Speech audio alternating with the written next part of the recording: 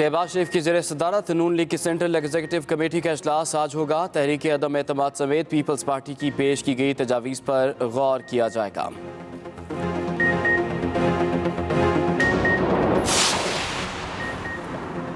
वज़ीर-ए-आज़म इमरान खान की ज़ेर सदारत पाकिस्तान तहरीक इंसाफ की सेंट्रल एग्जीक्यूटिव कमेटी का इजलास भी आज वज़ीर-ए-आज़म हाउस में होगा। इजलास में मुल्क की सियासी सूरत हाल और दीगर उमूर पर तबादला ख्याल किया जाएगा।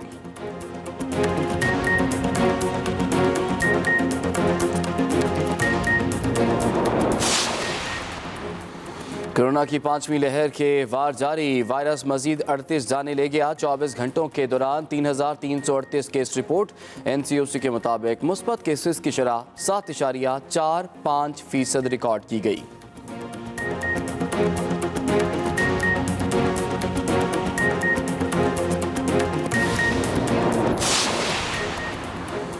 लाहौर समेत पंजाब के मैदानी इलाके शदीद धुंध की लपेट में। कौमी शाहराहों और मोटरवेज पर ट्रैफिक का निज़ाम दरहम बरहम। शदीद धुंध के बायस मोटरवेज के कई सेक्शन बंद करना पड़े। हद निगाह में कमी के बायस लाहौर एयरपोर्ट पर फ्लाइट ऑपरेशन मुतासर।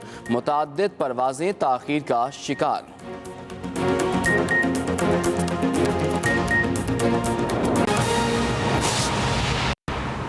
अस्सलाम वालेकुम। एक्सप्रेस न्यूज़ के साथ मैं हूं इमरान सनाउल्लाह। हेडलाइंस आपने मुलाहिज़ा की। फिलहाल के लिए इतना ही। हर वक्त बाखबर रहने के लिए आप विजिट कर सकते हैं हमारी वेबसाइट express.pk। इसके अलावा आप हमें फेसबुक और ट्विटर पर भी फॉलो कर सकते हैं। तो देखते रहिए एक्सप्रेस न्यूज़, रखिए हर खबर पर नजर।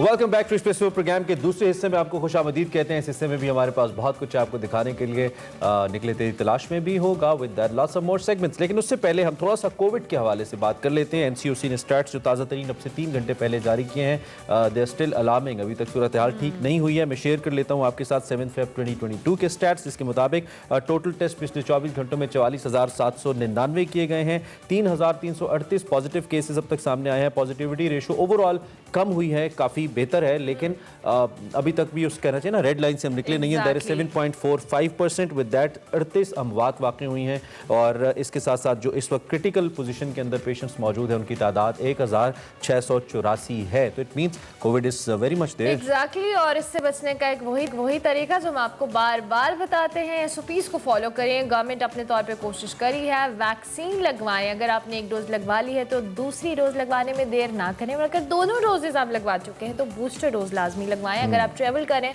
स्पेसिफिकली अगर आप बड़े घर में माशाल्लाह अगर आपके घर में लोग ज़्यादा हैं, बुजुर्ग हैं, तो उनसे जॉइंट फैमिली एग्जैक्टली तो उसमें आपको एहतियात डबल करनी चाहिए, क्योंकि बुजुर्गों के हवाले से बहुत ज़्यादा कॉन्शियस होने की ज़रूरत है। तो वैक्सीन का इस्तेमाल, मास्क का इस्तेमाल, सोशल डिस्टेंसिंग, गैदरिंग्स में बिला ज़रूरत जाने से परहेज़ करें। ये सारी चीज़ें हम आपको रोज़ इसीलिए कहते हैं ताकि आपको भी याद रहे और हम अपने आप को भी याद कराते हैं, क्योंकि Covid still there, it exist और हम सब इसी सूरत में। और जो लोग ये कहते हैं ना कि ये इससे कुछ नहीं होता या ये नहीं है, मेरी उनसे सिर्फ एक छोटी सी गुजारिश है, किसी एक ऐसे शख्स से बात कर लें जिसको कोविड हो गुजरा हो, उससे एक दफ़ा एक बात कर लेंगे, यार आपको कोविड हुआ था तो आपका कैसा तजर्बा रहा। उसके बाद आई बिलीव आप थोड़े से तो ज़रूर ही डर जाएंगे, बिकॉज ये बहुत ही खतरनाक बीमारी है। और लता जी की भी, जिनकी हम जिक्र कर रहे थे, उनकी डेथ का बेसिक जो रूट कॉज था वो कोविड ही था। उनको कोविड हुआ एंड देन वो नमूनिया में तब्दील हुआ एंड देन उनका दिल काम करना छोड़ गया। तो कोई भी खास तौर पर जिनकी उम्र ज़्यादा है, जैसे कि अरमला ने कहा, आपके बुजुर्ग हैं, घर के अंदर वालिदैन हैं, या फिर जिनकी उम्र बहुत कम है, बच्चे हैं, उनका बहुत एहतियात करें। They are very vulnerable.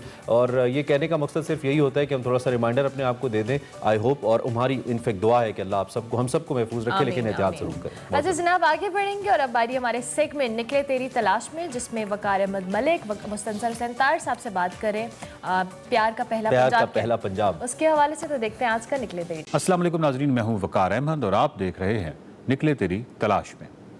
तार साहब से उनकी किताब प्यार का पहला पंजाब पर गुफ्तगू का सिलसिला जारी है।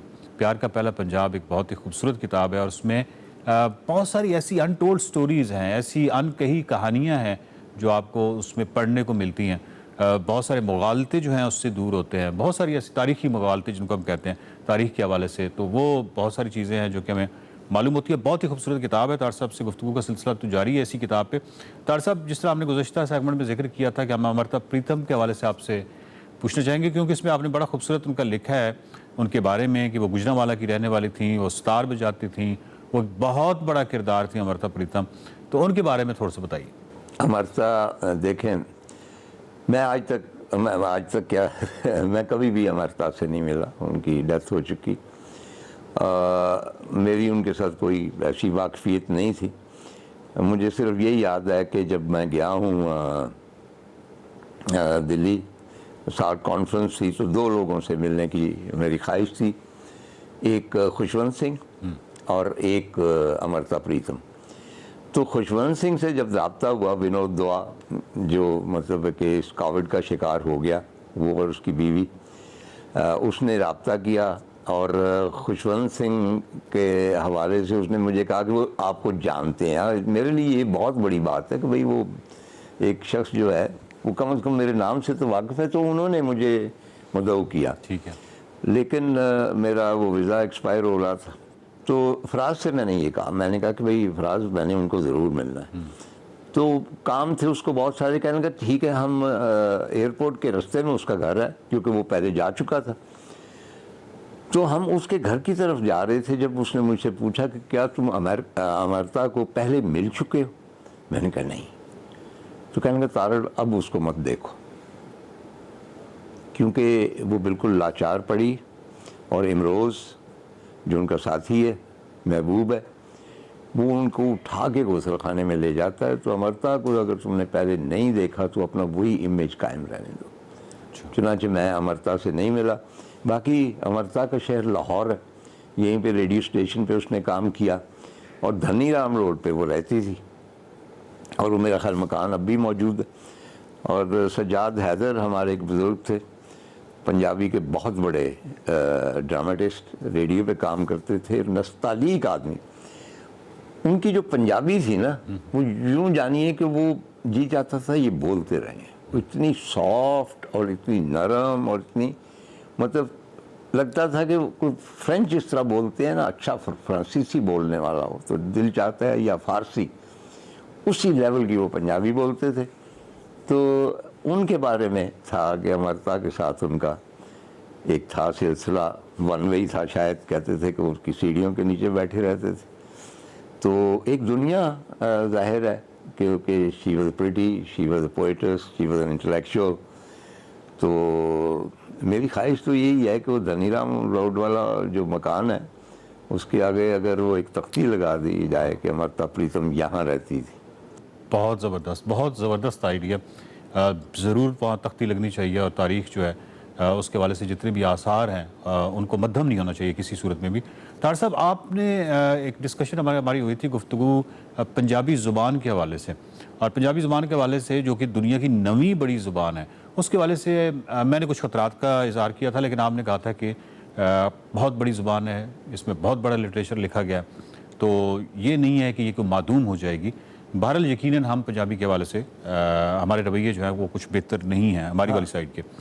तो तार साहब, आपने इस किताब में लिखा है कि जो सिख हैं वो पंजाबी ज़ुबान के आशिक हैं और इश्क करते हैं। हाँ। तो जब आपने कहा कि पंजाबी ज़ुबान को कोई ख़तरा नहीं है, तो क्या आपने इस तनाजुर में कहा था क्योंकि सिख जो हैं वो उस पंजाबी ज़ुबान से इश्क करते हैं और उसको ज़िंदा रखेंगे, और पंजाबी को कोई सच ख़तरा नज़र नहीं आ रहा? हम चाहे जितनी भी गफलत बरतें, जो एक मुजरमाना गफलत है अपनी मादरी ज़ुबान से या पाकिस्तान की एक सबसे मेजर ज़ुबान से, तब भी इसको कोई खदशा नहीं। इतनी बड़ी ज़ुबानें जो हैं वो मादूम नहीं हो जाती। हज़ारों साल से पंजाबी चली आ रही है, इस खित्ते की ज़ुबान।